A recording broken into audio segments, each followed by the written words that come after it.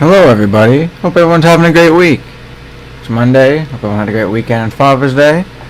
It's nice out, not too much rain, nice beautiful weekend. Let me move this actually a little bit real quick. Alright, let's get right into it. Week ahead news show here on the Lead Doodle channel. Thank you for stopping by. Make sure you drop a like, subscribe if you're not already, that really helps out with that YouTube algorithm. If you want to be notified whenever we go live, bottom right for that. Our Facebook's in the description as well. We could post on there again. Post it today when that we were going to go live. Tommy couldn't make it again. It's the only day off, and he's pretty beat from. He works a lot of hours. He's basically working 6 days a week right now. So we'll talk more about that. Currently, it is June 22nd, 2026. Once again, episode 66, kind of like Farouk. Awesome to see. We'll go right into our weather, and then we have stocks for today above us. Let's look what stocks look like for the last 5 days. So, the S&P 500, the last week it was down about 66 points, kind of like our episode. The Russell 200 last past week, 13 points it was up. NASDAQ took a hit, 304 points. It look like, and we also have for today above us as well, and I'll refresh that here in a second. Make sure I get the weather app out, and we'll get our intuitive weather going.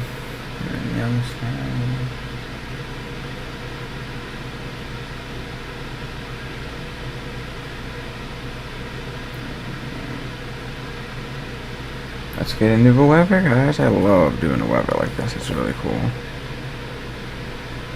Alright, right into it here on the Doodle channel. Currently, here in Youngstown, 62. Today we had a high of 66, low of 58, kind of like our episode, courtesy. Partly cloudy, a little bit of rain in the morning. Tomorrow, it's going to be a high of 74, getting hotter. Low of 56, not going to be chilly. It has been today, but still has for lows.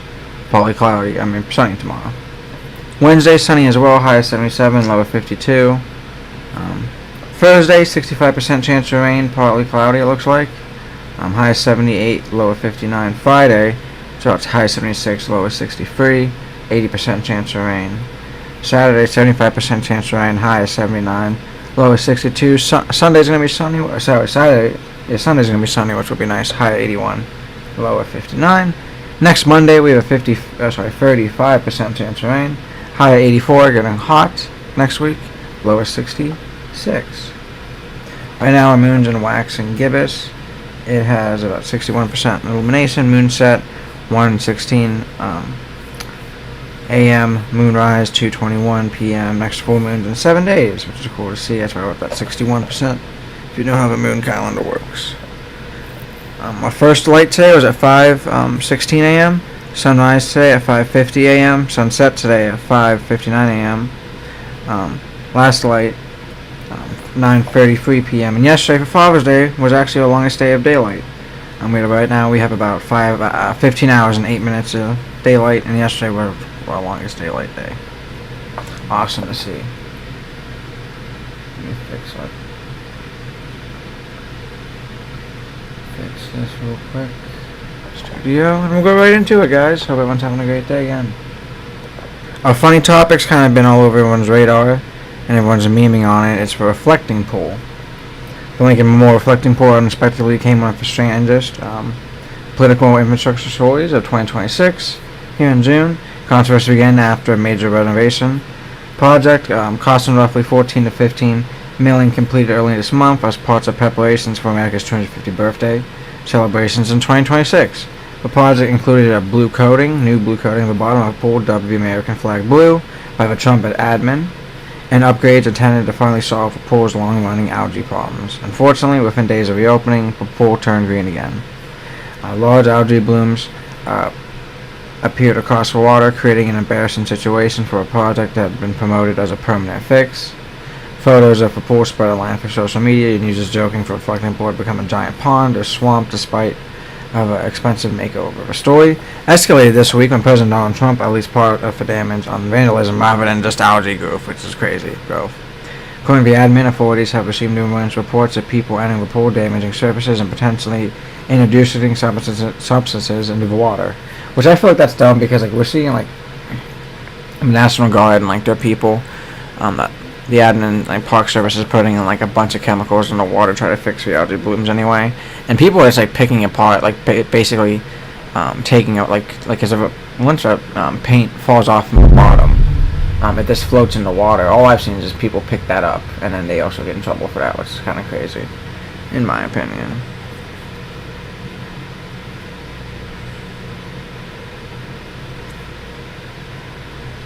Make sure we'll keep going.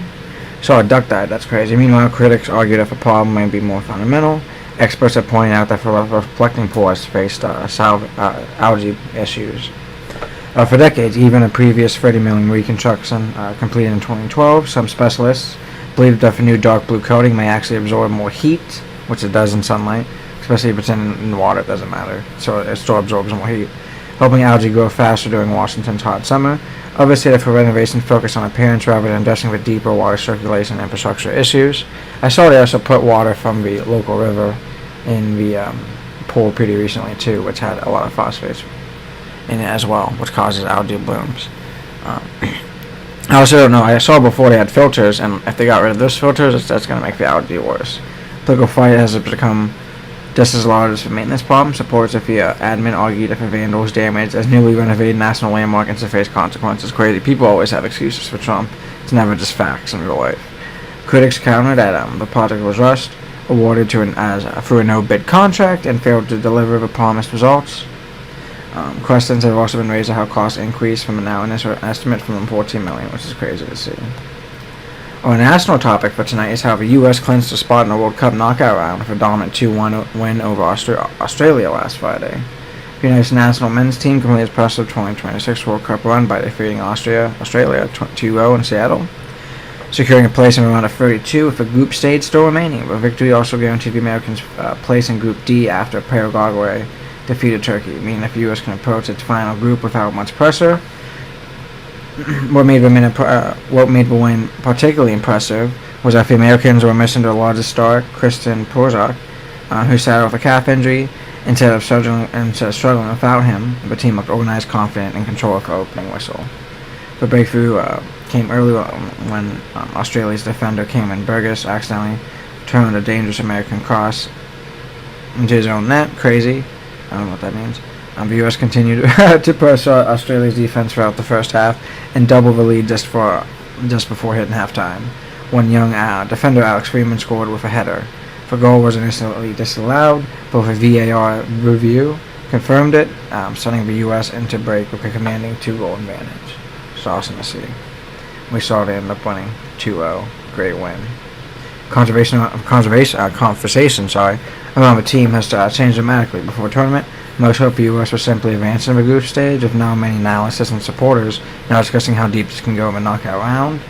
Potential round of 32 opponents include Bosnia, Jordan, Japan, Senegal, and Austria, depending on how the remaining groups finish out. The biggest story coming out of it is that the U.S. didn't qualify, that they looked dominant while doing it. With a strong defense and emerging stars like Alex Freeman, foregoing belief under Potato, the U.S. MNT has become one of the tournament's most intriguing teams heading into the knockout stage, which is really cool to see. Take a sip of water and we'll go to the next stage real quick.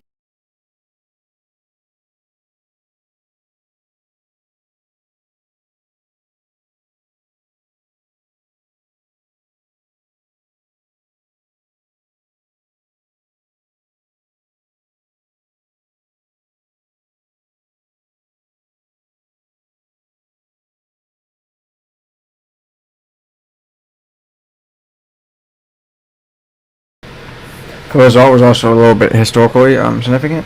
It marks the first time since 1930 World Cup Secretary has won its first 2 matches in a tournament. The Americans have now scored 6 goals while conceding this through 2 games, marking them one of the most informed teams in this competition, which is awesome to see. Sorry guys, I gotta sneeze.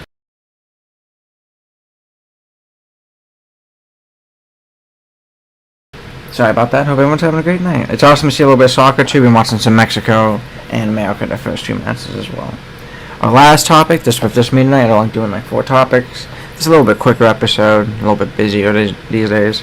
Will be the Pride in the Valley events that happened this last Saturday. The 7th annual Pride in the Valley brought thousands of attendees to downtown Warren on June 20th, marking one of the largest Q+, celebrations in Mahoning Valley. Held at Courthouse Square, the Valley featured a parade, live entertainment, food trucks, family activities, vendors, health and education booths, and community organizations from across Northeast Ohio, which is awesome to see.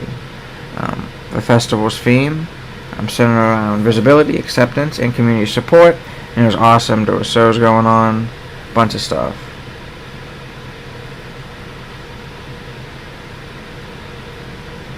It was really awesome to see. I know, so I think this is what WKBN. I don't think Tribune always has issues with that. And they don't like always covering us, so it kind of depends. But it's awesome to see how much they support us. I'm sorry, I'm thinking my neighbor's trying to want something real quick.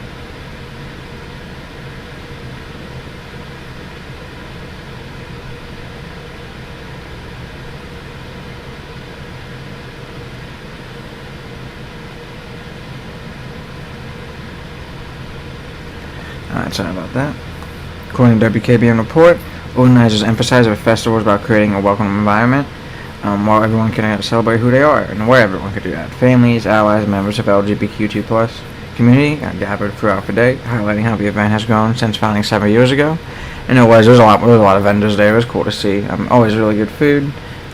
The shows were awesome. They had like shows all day, music going on, and they kind of like said before on Facebook, like online, who's performing, which is really cool to see. That much organization. There was a really good map, everything. It was awesome to see, really organized.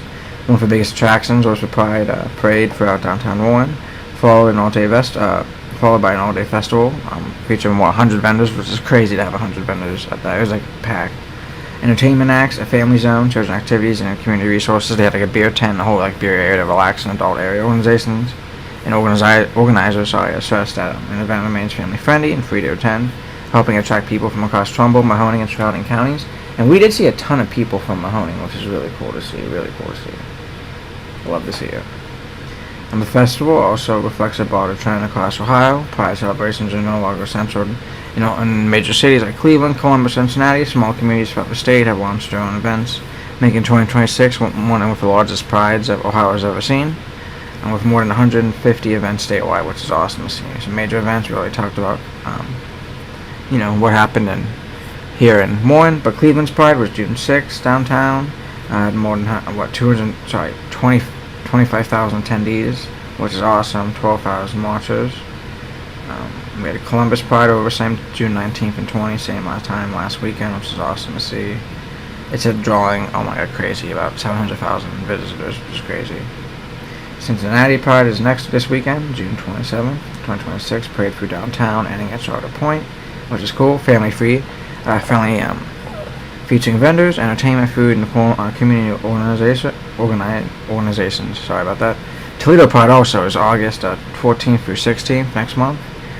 It's at Promenade Park. It's a 3-day event featuring a 5K run, concerts, family activities, and downtown bar crawl, which is really cool to see. Current trending topics with that, and it's actually really cool to see as well. We'll go over real quick. This is a record of 150 prides here in Ohio. It doesn't really matter what's going on. People are still going to have their fun, especially here in America. Especially like a 250 is awesome to see, in my opinion. Alright, fix that. Growth outside major cities, like we're seeing in a lot of smaller areas. Lakewood is awesome. This place is to see. Here in Warren, Youngstown had prides as well, 2 of them. Large turnout in Columbus, community and visibility, local events becoming regional destinations, as we saw here in Warren, with a lot of people from Youngstown coming as well, and Mahoning Valley and Mahoning County coming to Warren Pride as well, which is awesome to see. For residents of Warren, Jordan, Youngstown, and surrounding area, Pride in the Valley has become one of the region's signature and summer festival, which is awesome to see. There so many young people out there, which I always love to see. Combined with Cleveland's Pride and the Clee and numerous smaller community celebrations, 2026 is one of the busiest and most visible Pride seasons Ohio has ever seen, which was awesome. I'm really proud of everyone going out, no matter what's going on in life right now, Trump and all his craziness.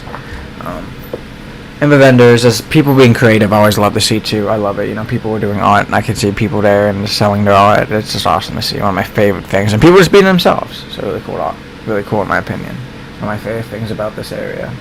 That's really it for me, guys. I'm gonna have a quick episode here. I'm gonna leave your channel. If you have any comments, make sure you drop them. Any input, value, feedback, this stuff about we talked about tonight, which is really cool to see. And we'll be back here next week. Next Monday at 8:30, as well as this Thursday with the Northeast Ohio Sports Show. I'll be talking to Trevor too. He's my friend who used to do the Healthy Living Show with me. Garden season's almost, getting stuff done in the summer. A lot of spring stuff should be out.